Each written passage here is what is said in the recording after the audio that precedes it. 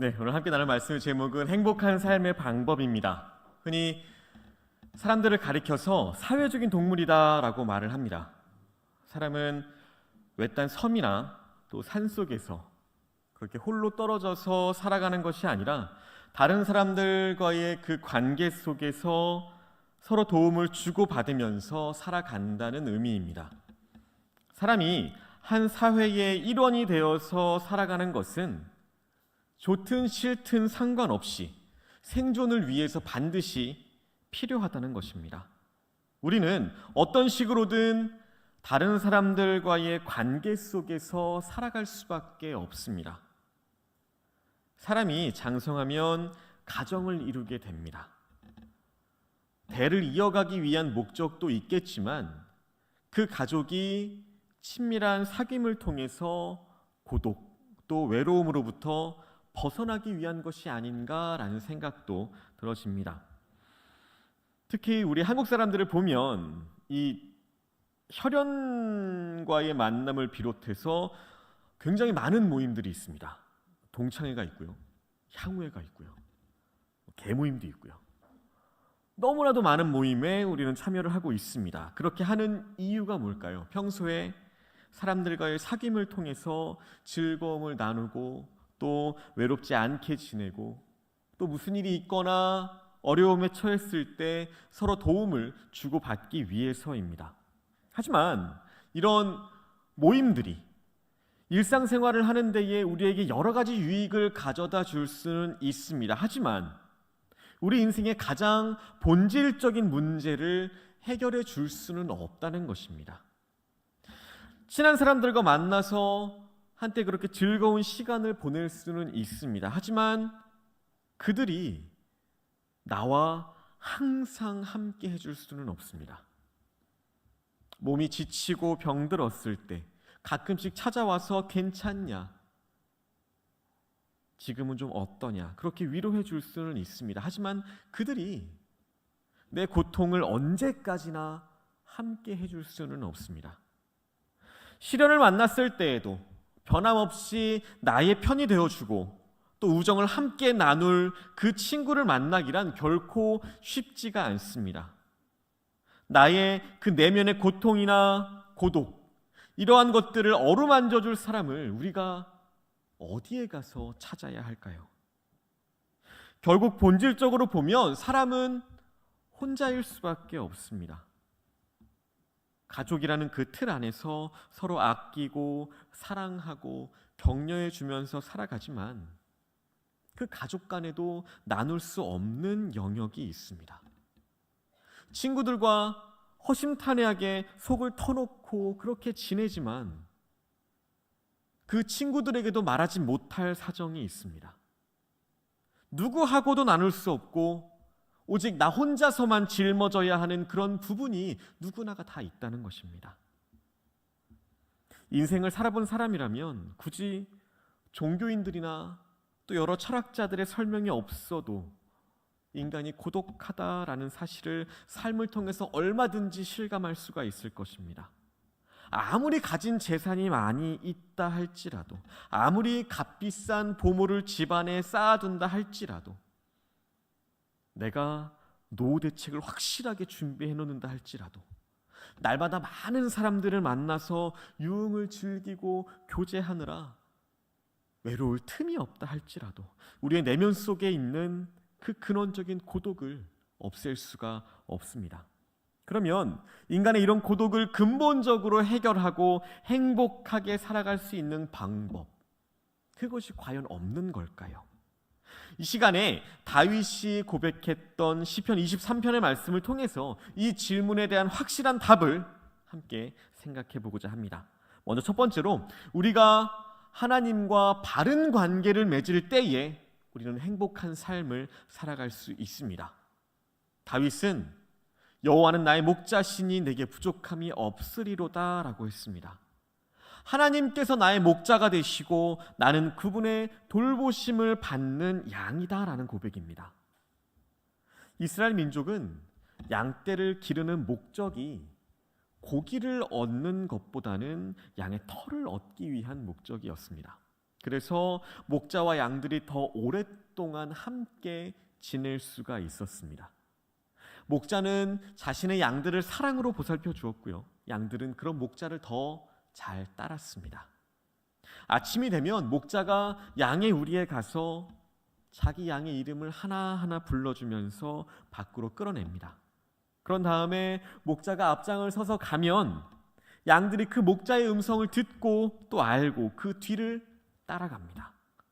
이렇게 목자와 양들은 우리가 생각하는 것 이상으로 아주 친밀한 관계를 이루게 됩니다.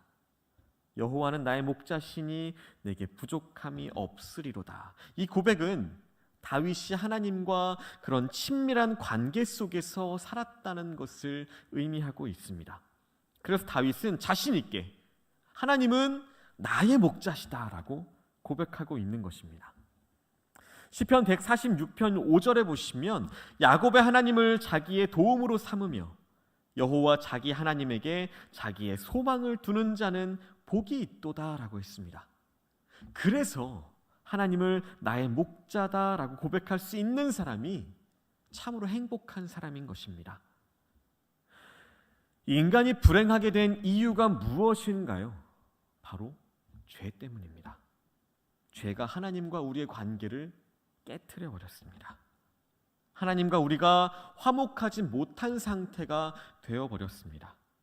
우리를 지으시고 우리의 모든 필요를 공급해 주시는 하나님으로부터 인간이 등을 돌렸는데 어떻게 우리가 평안한 삶을 기대할 수가 있을까요?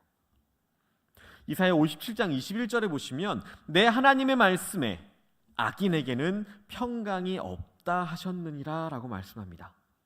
이 말씀대로 죄 때문에 우리의 마음속에 평강이 사라지고 불안과 두려움이 찾아왔다는 것입니다. 죄를 범한 아담과 하와는 하나님이 두려워서 동산 나무 사이에 숨었다고 했습니다. 두려움을 느꼈다는 것은 하나님과의 관계가 예전과 달라졌다는 것입니다. 끊어졌다는 것입니다. 하나님이 없이는 한순간도 살아갈 수 없는 우리 인간이 하나님과의 관계가 끊어지면 불안과 두려움이 몰려올 수밖에 없는 것입니다. 오늘 정신적으로 또 심적으로 고통을 당하는 사람들이 계속해서 늘어납니다. 이 이유는 지금을 살아가는 수많은 사람들이 하나님과의 관계가 그만큼 불편해졌다는 사실입니다. 사람들은 너무나도 쉽게 하나님이 없다라고 말을 합니다. 하지만 그것은 나를 낳아주신 부모님을 부정하는 것과 다를 것이 없습니다. 그런 사람들은 고아처럼 그렇게 버림받은 심정이 될 수밖에 없습니다. 자신의 존재를 모르는 사람처럼 너무나도 불쌍한 사람입니다. 내가 어디에서 왔고 무엇 때문에 살며 나는 어디로 가고 있는가? 이 질문에 대한 답조차 모르기 때문에 날마다 두려움에 사로잡혀서 몸과 마음의 온갖 질병을 앓게 되는 것입니다. 이런 불행들을 근본적으로 해결하려면 먼저 하나님과의 관계를 회복해야 한다는 것입니다. 다시 하나님께로 돌아가야 합니다. 그동안 하나님이 없이 살아왔던 그 삶을 회개해야 합니다. 사람들이 범하는 가장 큰 죄가 뭘까요? 하나님을 믿지 않는 것입니다. 사람이 자신을 낳아준 부모를 부정하는 것도 큰 죄라고 한다면 하나님을 인정하지 않고 마치 내 힘만으로 지금껏 살아온 것처럼 마음이 교만해진다면 어떻게 그 사람을 죄인이 아니라고 말할 수 있을까요? 그러므로 하나님과의 화목을 이루기 위해서는 내가 하나님을 제대로 섬기지 못한 죄를 회개해야 한다는 것입니다. 그리고 하나님께서 이 땅에 보내주신 그 독생자 예수님을 믿어야 합니다. 왜냐하면 예수님께서 우리가 지은 그 죄를 위해서 십자가에 달려 대신 죽으셨기 때문입니다. 베드로전서 1장 18절 19절에 보시면 너희가 알거니와 너희 조상이 물려준 헛된 행실에서 대속함을 받은 것은 은이나 금같이 없어질 것으로 된 것이 아니요 오직 흠없고 점 없는 어린 양 같은 그리스도의 보배로운 피로 된 것이니라 라고 말합니다. 예수님이 아니면 하나님 앞에서 죄를 용서받을 사람이 아무도 없습니다. 반대로 아무리 더럽고 흉악한 죄인이라 할지라도 그가 예수님만 믿으면 예수님의 피로 우리를 의인이라고 인정해 주시는 것입니다. 로마서 5장 1절에서는 그러므로 우리가 믿음으로 의롭다 하심을 받았으니 우리 주 예수 그리스도로 말미암아 하나님과 화평을 누리자라고 말합니다. 우리가 하나님과 화목을 이룰 때에 우리가 마음의 평강을 누리게 되고 우리가 지금보다 더 행복하게 살아갈 수가 있다는 것입니다. 두 번째로 우리가 하나님의 인도하심을 받을 때 행복한 삶을 살아갈 수 있습니다. 지금은 경쟁 없이는 살아갈 수 없는 세상입니다. 경쟁 속에서 살아간다는 것은 다른 말로 말하면 곧 쉼이 없는 그렇게 고달픈 인생을 살아야 한다는 말일 것입니다. 이것은 어쩌면 사람다운 삶을 포기하는 삶이라고도 할 수 있을 겁니다. 적어도 성도라고 한다면 이런 비인간적이고 살벌한 인생을 살아가면 안 될 것입니다. 이런 경쟁 속에서 살아가는 그 사람들의 마음 속에는 여유를 찾아볼 수가 없습니다. 모든 사람들이 내 이웃이 아닌 경쟁자입니다. 그렇기 때문에 그들을 향한 나의 감정과 그런 정이 있을 수가 없습니다. 그러므로 성도인 우리는 우리 주변에 있는 많은 사람들을 경쟁 상대가 아닌 교제하는 대상으로 서로 친밀한 교제를 이루어야 하는 그 이웃으로 여겨야 합니다. 성도인 우리는 하나님의 인도하심을 믿기 때문에 다른 사람들을 배려해주는 마음의 여유가 있습니다. 잠언 11장 24절 25절에 보시면 흩어 구제하여도 더욱 구하게 되는 일이 있나니 과도히 아껴도 가난하게 될 뿐이니라. 구제를 좋아하는 자는 풍족하여질 것이요 남을 윤택하게 하는 자는 자기도 윤택하여지리라 라고 말합니다. 이 말씀처럼 성도들은 나를 위해서 살아가는 것이 아니라 다른 사람을 위한 삶을 더 좋아합니다. 그리고 더 즐거워합니다.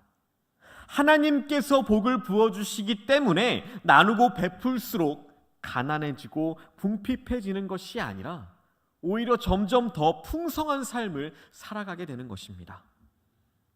오늘날 같은 시대에 우리가 사랑과 나눔을 실천해야 하는 근거는 아까 함께 읽으셨던 오늘 본문 1절에서 4절 말씀입니다. 같이 한번 읽어볼까요? 1절에서 4절까지 한번 같이 읽어보겠습니다. 여호와는 나의 목자시니 내게 부족함이 없으리로다. 쉴 만한 물가로 인도하시는도다. 내 영혼을 소생시키시고 자기 이름을 위하여 의의 길로 인도하시는도다. 내가 사망의 음침한 골짜기로 다닐지라도 해를 두려워하지 않을 것은 주께서 나와 함께 하심이라. 주의 지팡이와 막대기가 나를 안위하시나이다. 이렇게 성도들은 내 힘으로, 내 능력으로, 내 지식으로 살아가는 것이 아니라 언제나 항상 하나님의 도우심 속에서 살아가야 합니다. 사람이 자기 능력만 의지하고 살면 마음의 여유가 없어질 겁니다. 그래서 더 고단한 삶을 살아갈 수밖에 없을 것입니다. 그럴 수밖에 없는 것이 우리가 가진 능력에는 한계가 있기 때문입니다. 하지만 하나님을 믿는 성도들은 아무리 힘들고 어려운 일을 만나도 걱정하지 않습니다. 하나님의 도우심으로 능히 그 모든 일들을 감당해 가는 것입니다. 세상 사람들은 무언가를 이루면 나를 자랑합니다. 하지만 성도들은 나보다 하나님을 더 자랑해야 합니다. 세상 사람들은 내 생각에 옳은 대로 살아가지만 성도들은 내 생각보다 하나님의 생각을 따라서 살아가야 합니다. 사람의 지혜가 아무리 뛰어나고 탁월해도 어떻게 하나님을 이길 수 있을까요? 고린도전서 1장 25절에 하나님의 어리석음이 사람보다 지혜롭고 하나님의 약하심이 사람보다 강하다라고 말씀합니다. 이렇게 우리가 은혜로운 삶을 살아가기를 원한다면 모든 삶을 하나님께 맡기시기를 소망합니다. 시편 37편 5, 6절에 내 길을 여호와께 맡기라. 그를 의지하면 그가 이루시고 내 의를 빛같이 나타내시며 내 공의를 정오의 빛같이 하시리로다 라고 말합니다. 하나님께서 우리를 푸른 풀밭으로 쉴 만한 물가로 인도해 주시고 우리의 영혼을 새롭게 회복시켜 주시고 하나님의 영광을 위해서 날마다 우리를 의의 길로 인도해 주신다는 것입니다. 그리고 우리가 하나님께 맡길 때에 악한 자들이 감히 우리에게 손도 대지 못하게 지켜주신다고 말씀하십니다. 다윗은 오늘 본문 4절에서 내가 사망의 음침한 골짜기로 다닐지라도 해를 두려워하지 않은 것은 주께서 나와 함께 하심이라. 주의 지팡이와 막대기가 나를 안위하시나이다 라고 고백합니다. 사울은 다윗을 죽이기 위해서 모든 방법을 동원했습니다. 나중에 다윗이 광야로 도망을 가서 동굴 속에 숨어서 지내게 됩니다. 그러자 사울 왕이 3,000명의 군사를 이끌고 가서 광야에 있는 동굴마다 이 다윗을 찾아다닙니다. 그야말로 그 삶과 죽음 사이가 정말 한 걸음밖에 안 되는 너무나도 위태로운 삶이었습니다. 그럼에도 불구하고 사울 왕은 다윗을 죽이지 못했습니다. 그 이유가 뭘까요? 사망의 음침한 골짜기에서도 하나님께서 다윗을 지켜주셨기 때문입니다. 우리가 살다 보면 예상치 못했던 어려움들을 만나게 됩니다. 그럴 때 우리는 뭘 해야 할까요? 우리가 할 일은 다윗처럼 하나님의 인도하심을 구하는 것입니다. 다윗이 골리앗과 싸울 때에 누가 봐도 다윗은 골리앗의 적수가 되지 못했습니다. 다윗은 전쟁터에 한 번도 나가본 적이 없는 아직 어린 소년이었습니다. 하지만 골리앗은 이 전쟁터에서 잔뼈가 굵었던 그런 장군이었습니다. 게다가 골리앗은 거인이었고요. 철갑과 투구와 창과 칼과 방패로 무장을 하고 있었습니다. 거기에 비하면 다윗은 어땠나요? 평소에 입고 있었던 그런 옷에 막대기 하나와 돌 5개, 그것이 전부였습니다. 하지만 다윗은 자신의 눈에 보이는 것으로 판단하지 않았습니다. 하나님께서 함께 해주시면 반드시 승리한다는 사실을 믿었습니다. 그래서 아무 두려움 없이 골리앗을 향해 나아갈 수 있었던 것입니다. 그리고 다윗은 골리앗을 쓰러뜨렸습니다. 이스라엘 군대에 큰 승리를 안겨주었습니다. 이렇게 우리가 하나님의 인도하심을 받을 때에 행복한 삶을 살아갈 수 있습니다. 세 번째로, 우리가 하나님과 동행할 때에 행복한 삶을 살아갈 수 있습니다. 오늘 읽었던 본문의 주제는 한마디로 표현하면 하나님과의 동행입니다. 하나님께서 다윗의 목자가 되셔서 푸른 풀밭, 쉴 만한 물가로 인도해 주셨습니다. 사망의 음침한 골짜기를 통과할 때에도 함께 해주셨습니다.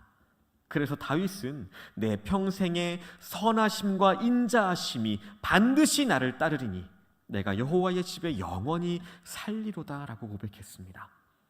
이것을 보면서 우리는 다윗이 하나님과 동행하는 삶을, 그 삶을 얼마나 귀하게 여겼는지를 알 수 있습니다. 다윗이 하나님을 얼마나 가까이 했으면 하나님께서 다윗을 보고 너는 내 마음에 합한 사람이다 라고 칭찬을 해주셨을까요? 그러면 다윗이 어떻게 하나님과 동행하는 삶을 살아갈 수 있었을까요? 먼저 다윗은 하나님의 말씀을 지킴으로써 하나님과 동행하는 삶을 살았습니다. 하나님과 동행한다는 것, 이것을 다른 말로 하면 하나님의 말씀에 순종하는 것입니다. 그것도 기쁨으로 순종하는 것입니다. 다윗은 하나님의 말씀이 많은 정금보다 더 사모할 대상이며 꿀과 송이꿀보다 더 달다고 고백했습니다. 하나님께서 보시는 것은 우리가 말씀에 순종하면서 하나님과 동행하는 삶을 살아가는 것입니다. 우리의 입만 열어서 입술로만 주여 주여 하는 성도들이 아닌 하나님의 말씀에 순종하면서 날마다 하나님과 동행하는 성도가 되어야 합니다. 다윗이 하나님의 말씀을 송이꿀보다 더 달게 여기고 기쁜 마음으로 순종했을 때 하나님께서 그런 다윗을 이스라엘의 왕으로 세워주셨을 뿐만 아니라 메시아의 조상이 되는 복까지도 허락해 주셨습니다. 저와 여러분들도 하나님과 동행하는 삶을 살기 원하신다면 다윗처럼 말씀을 잘 지키고 순종하시는 여러분들 되시기를 소망합니다. 또한 다윗은 하나님을 사랑함으로써 하나님과 동행하는 삶을 살았습니다. 시편 18편 1절에 보시면 나의 힘이신 여호와여 내가 주를 사랑하나이다 라고 고백합니다. 하나님과 동행하는 사람, 이러한 사람은 곧 하나님을 사랑하는 사람입니다. 서로가 마음이 맞지 않으면 아무리 먼 길을 같이 간다고 해도 그것을 동행이라고 말하지 않을 것입니다. 두 사람이 함께 일을 한다고 할지라도 같은 마음이 아니라면 그것을 동업이라고 말할 수 없을 겁니다. 따라서 하나님을 사랑하지 않으면 하나님과 동행할 수 없을 겁니다. 하나님을 사랑하지 않으면서 어떻게 하나님과 함께하고 동행할 수 있을까요? 신앙은 하나님을 믿고 의지하는 것이기도 하지만 동시에 하나님을 사랑하는 것입니다. 그래서 신명기 6장 5절에 보시면 너는 마음을 다하고 뜻을 다하고 힘을 다하여 내 하나님 여호와를 사랑하라 라고 말씀해 주신 것입니다. 한 서기관이 예수님께 모든 계명 중에 첫째가 무엇입니까? 라고 묻습니다. 예수님은 첫째는 이것이니 내 마음을 다하고 목숨을 다하고 뜻을 다하고 힘을 다해 주 너의 하나님을 사랑하라는 것이요 라고 했습니다. 하나님을 사랑한다고 하면서 말씀을 지키지 않으면 그것은 하나님을 사랑하는 것이 아닙니다. 그런 마음을 가지고서는 절대로 하나님과 동행할 수 없습니다. 하나님을 사랑하는 사람의 특징은 하나님의 말씀을 잘 지키는 것입니다. 요한복음 14장 15절에 너희가 나를 사랑하면 나의 계명을 지키리라 라고 말씀합니다. 또 21절에는 나의 계명을 지키는 자라야 나를 사랑하는 자니 나를 사랑하는 자는 내 아버지께 사랑을 받을 것이요 나도 그를 사랑하여 그에게 나를 나타내리라 라고 말씀하셨습니다. 창세기 5장에 보면 족보가 나옵니다.